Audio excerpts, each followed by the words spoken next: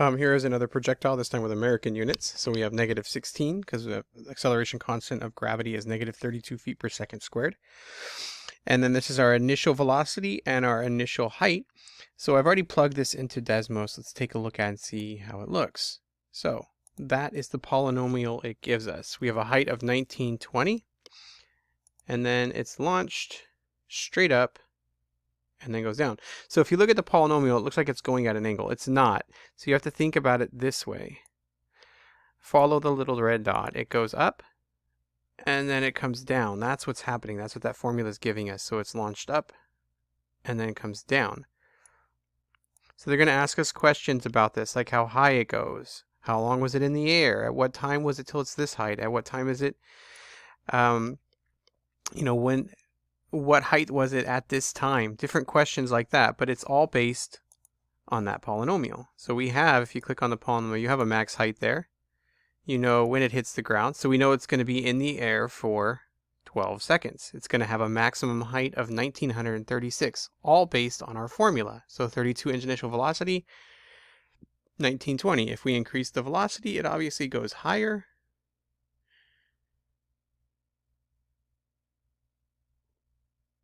Back to 32. And if you increase the height, it goes higher. Lower the height, it goes lower. So those two affect everything. And so it's going to have that motion. This is our actual motion. All right. Let's go back to our problem.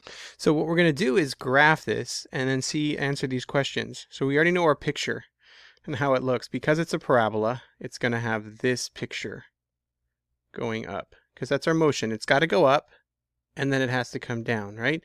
But again, it's really doing this. This is our actual direction. So that's our height, and that's 0. So when it says for what time is the object in the air, what we need is some initial time, which we know is 0, to when it hits here. This is our question. So this is in the air, and then it hits the ground. So we want to know what are our zeros. That's all it is. It's our polynomial. So doing this by hand, we're just using quadratic formula. You can factor, that works as well.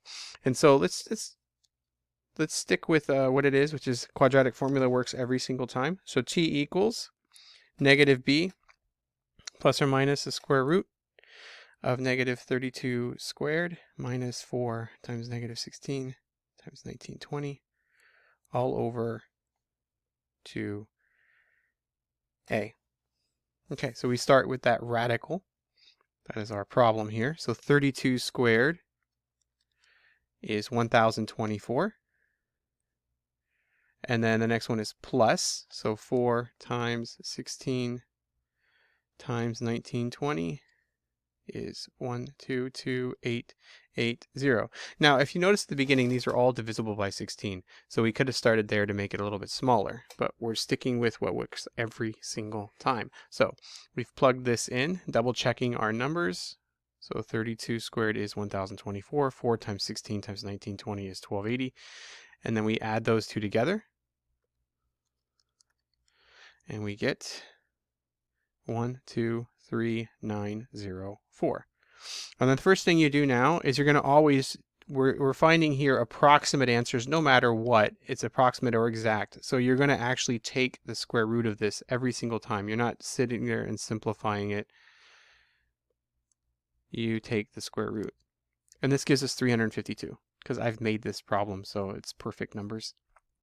A lot of times, most of the time, this is always going to be a decimal. So we get negative 32 plus or minus 352 over negative 32. And so we now just split this in negative 32 plus 352 over negative 32 and negative 32 minus 352 over negative 32. Now the first thought is that this one is the one on the left, but no, this one is the one on the right, because minus, minus, minus, they're all negatives, and so that'll turn into a positive. Where over here, this is going to come out negative, which is that one. So let's start with this one. So we do negative 32 minus 352, and then divide that by 32, and we get 12. And then negative 32 plus 352 divided by negative 32, and we get negative 10. So what that means is if we follow this back, that would be negative 10, our other 0, which we don't care about. So that one we cross off, also because you can't go back in time. You can only go forward in time. So t is 12. So 12 seconds. So for what times is the object in the air? From 0 to 12. And I want to put a parenthesis here because at 12, it's not in the air anymore. And technically at 0, it's not in the air. It's on some platform. So from 0 to 12, it's in the air. Okay, so the next one, which says for what times is the object above 640? And now we can do the same idea. It's negative 16 t squared plus 32t plus 1920. And when it says above 640, that means just greater than 640, not equal to, because it would say for what time is the object at or above, and it's not. So this is the problem that we're going to solve here.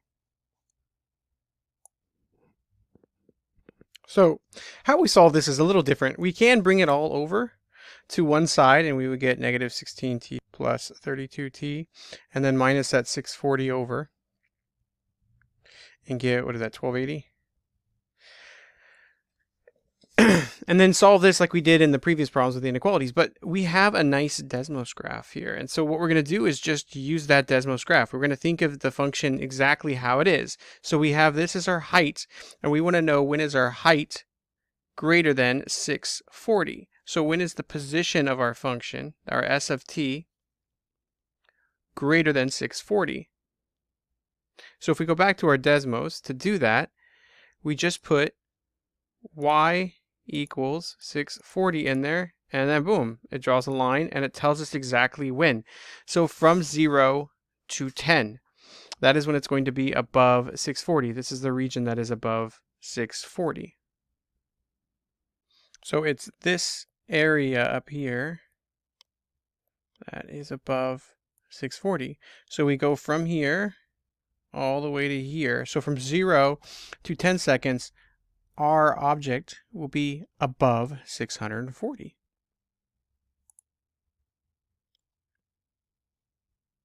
So our answer here would be bracket 0, 10 seconds. And the reason we're using a bracket is because it is above initially. It is above 640. So you got to think about that one logically, and that's why the pictures are so amazing. The pictures tell us everything. It's not just this mathematical formula that you have to solve.